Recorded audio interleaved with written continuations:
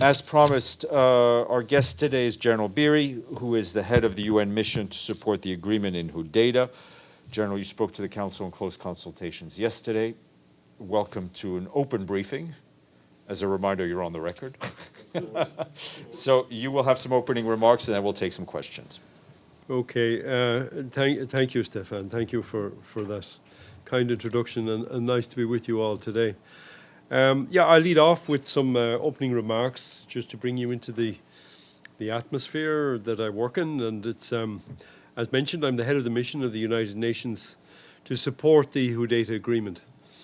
And that was formed to support the parties in Yemen to implement the government-wide ceasefire on Hudaydah agreed in Stockholm in December 2018. Before I update you on the current situation in Hudaydah this afternoon, I would like to stress the importance and strategic significance of Hudaydah to Yemen's future stability. The ports of Hudaydah serve as a lifeline for Yemen. They supply up to 70% of the country's population with humanitarian aid and essential food supplies. There is no viable substitute for Hudaydah's ports, both in terms of location and infrastructure, and the governorate remains an indispensable pathway to Yemen's social economic recovery. We are currently in a new military and political landscape in Hudaydah, following the unilateral withdrawal of the government of Yemen's joint forces from large parts of the governorate in November 2021, which led to a shift of the front lines to the southern districts of the governorate. Pockets of instability remain in these districts, and the mission has been working to expand its monitoring to gain increased access to such areas of instability. In parallel, the mission has been able to increase its patrols to the three ports of Hudaydah, Salaf and Ras Isa.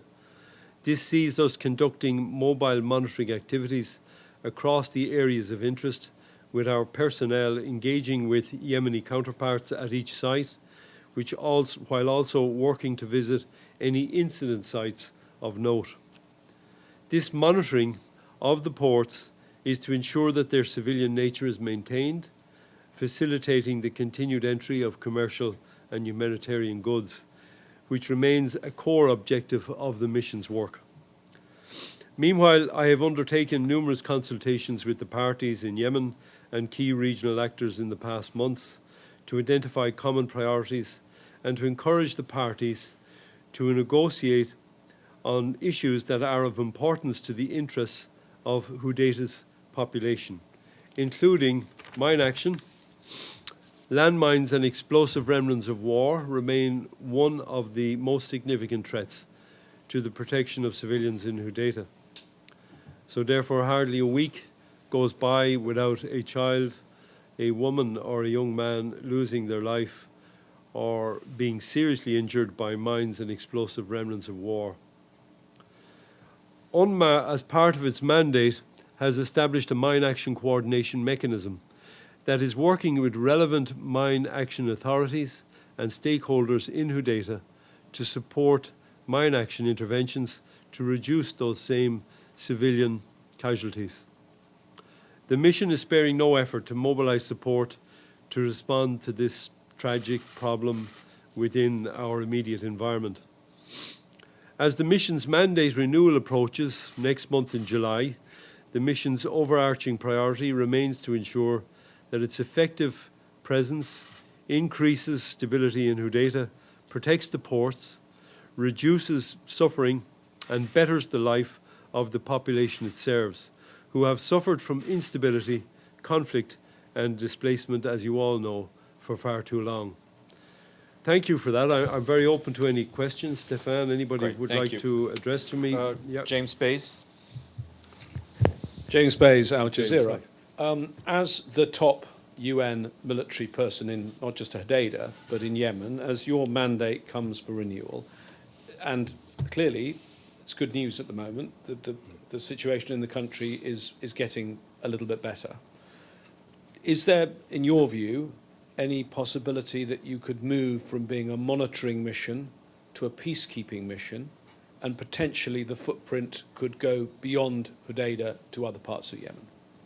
Your view as a military official on the ground. Okay, well, James, thanks for the question.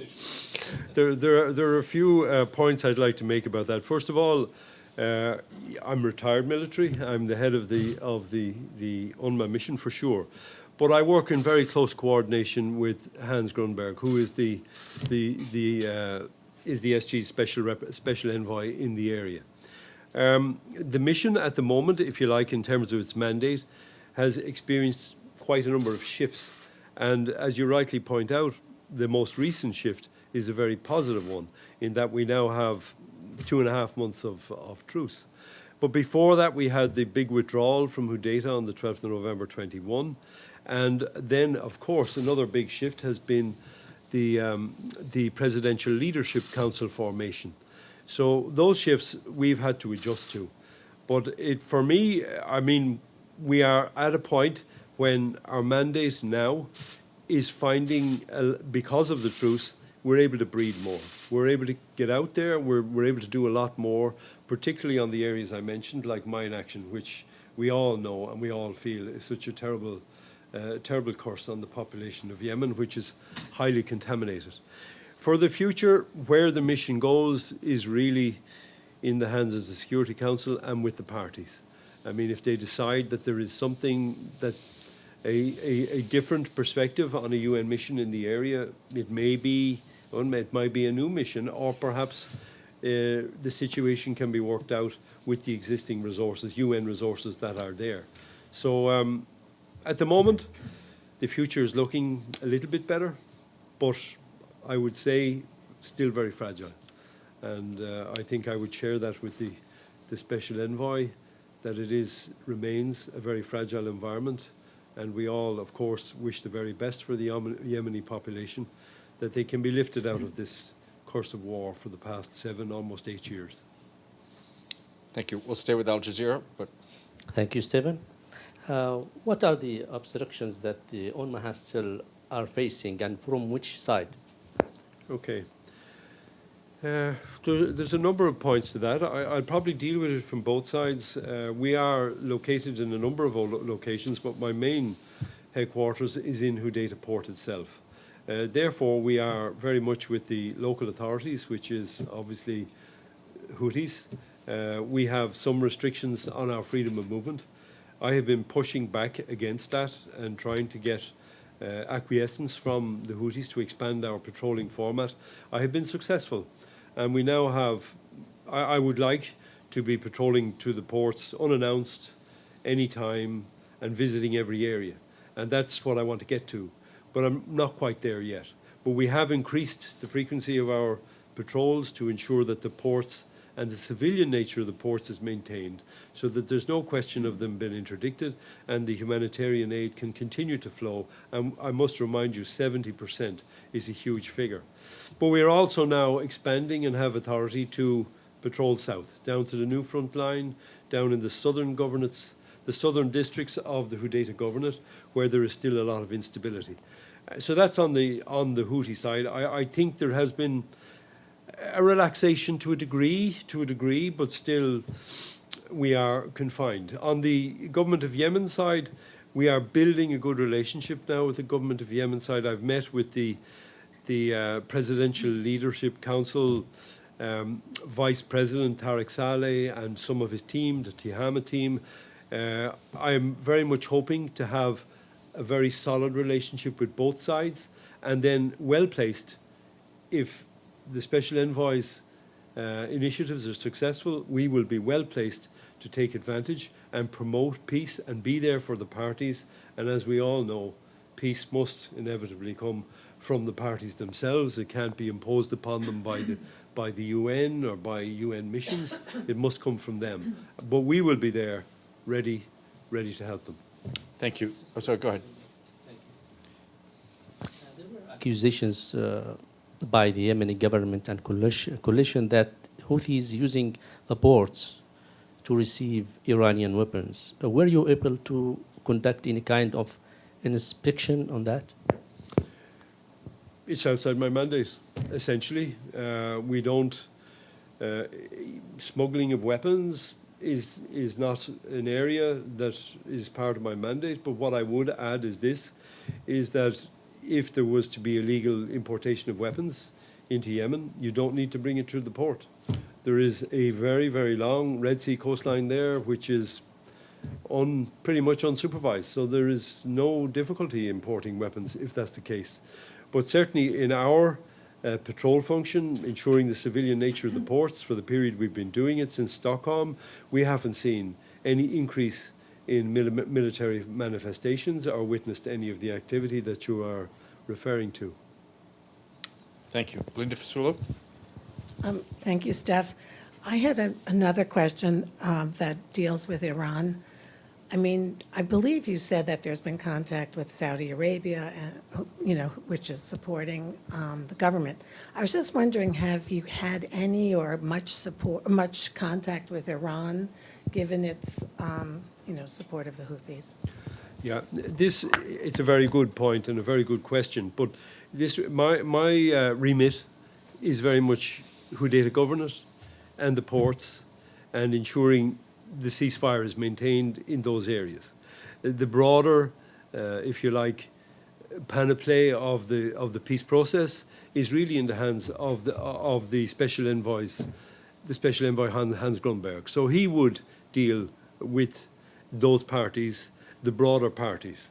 I myself do a lot of engagements, not particularly with Iran, but certainly with the parties who are more involved with the conflict, such as the Saudi-led coalition. I've been to the UAE. I work with the government of Yemen and with the Houthis. And I believe we have now quite a mature liaison system established with the Houthis. And we're building that also with the government of Yemen. And again, we want to be there, ready to take advantage of anything that comes out of this process at the moment.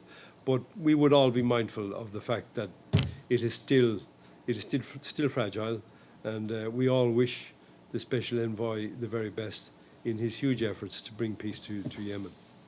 Pam? Thank you very much, Major General. It's Pamela Falk from CBS News. My question is, you talk about the fragility. What's your biggest concern about the deal going forward, about moving forward? Thank you. Well, again, it's a very good point. I think it's well known that the biggest issue at the moment is relieving ties and freeing up the road structure in ties, which has been impacted for so many years. But there is other good developments and good peace dividends that are coming out of it.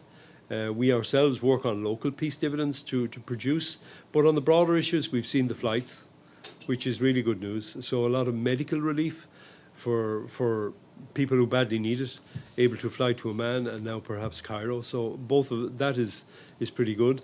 I think at this point, there has been approximately 20 fuel ships have come in, and I've seen what it looks like without the fuel ships, which is incredibly long lines of vehicles waiting to try and get a few litres of fuel. So these are all positive indicators. And we hope that all parties will engage fully with those indicators of peace, those peace dividends, and see the benefits of continuing on that path and bringing that relief to their population. So that's what we're all working towards. I'm sure you can closely identify with that. Thank you. Abdullah? Major General, thank you very much for this briefing. Abdullah Imasi from Television Al Arabi. Major General, have you noticed any perturbation in wheat and grain import in Yemen, in Hudaydah port? Especially, we have heard yesterday during the briefing that Yemen was among countries which affected by Russian war in Ukraine. Thank you very much. Yeah, it is slightly outside my brief, in quite a bit outside my brief. But I would say that we are still seeing vessels docking frequently in Hudaydah and Salaf, which are the two main ports. Ras Isa is a smaller port that's not really used for the importation. So it's encouraging that these WFP vessels and, of course, fuel vessels are all docking because they're bringing a lot of relief.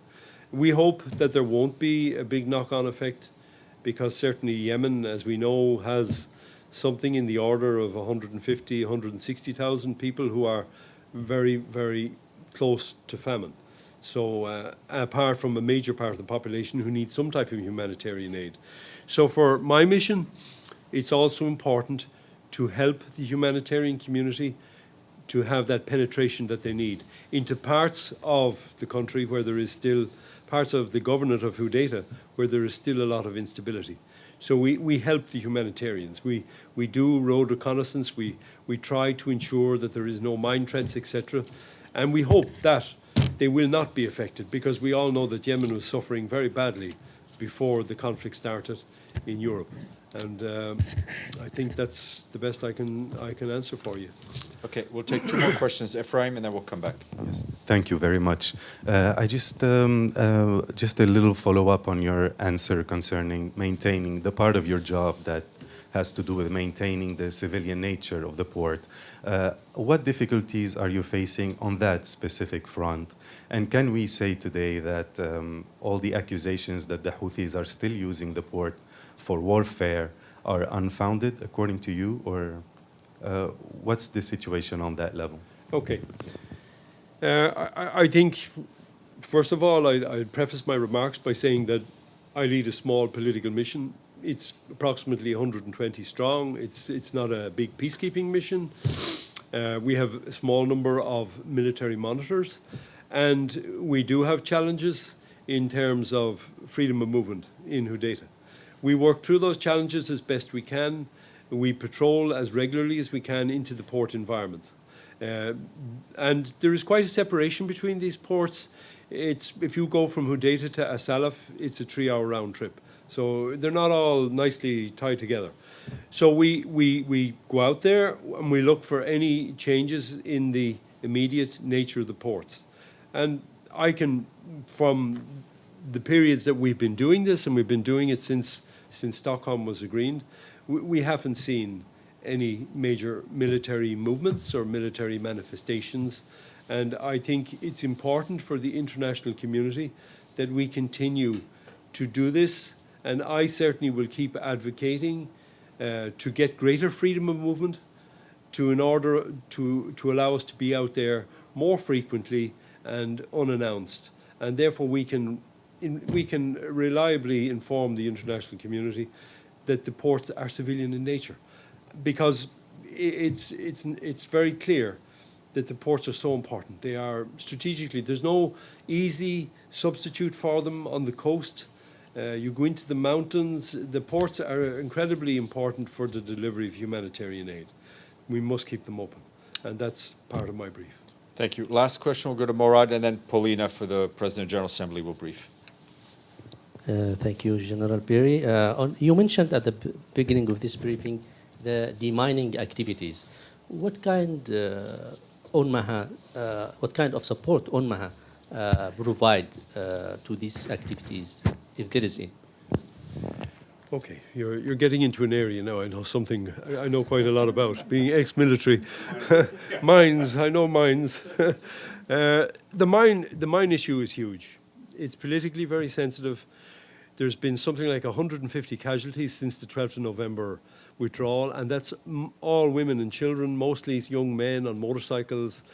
It's very, very difficult environment in a very contaminated region. So the original mandate for our mission has a line that we should oversee mine action operations. UNDP are the legacy mine deminers or mine action organization in the country traditionally. So we're working now with UNDP. We're also working with the other stakeholders. YAMAC is split north and south between the two factions. So we're working with them. I have UNMHA technical experts. What we would like to do is get to a situation where we can get NGOs involved, because the NGOs have the ability to really make a difference. What we're doing is a lot of mine surveys establishing where the really dangerous areas are. for women and children in the likes of clinics, hospitals, schools. We're working with UNICEF, who are the mine educators for children, and very often children educate their parents, to try and ensure that the safety of the population is increased. But it is a huge challenge. It is a major challenge, and it's going to be there for many decades. And we all hope that we can progress this. But the main issue for us at the moment is to try and find a way for the Houthis to agree to allow NGOs to work in the country, bringing their equipment and bringing their experience, bringing their professionalism, and starting to demine properly. Great. General, thank you very much for your time. We're grateful for that. And I'll ask Paulina to come up to brief on behalf of the President General Assembly. Thank you. Okay.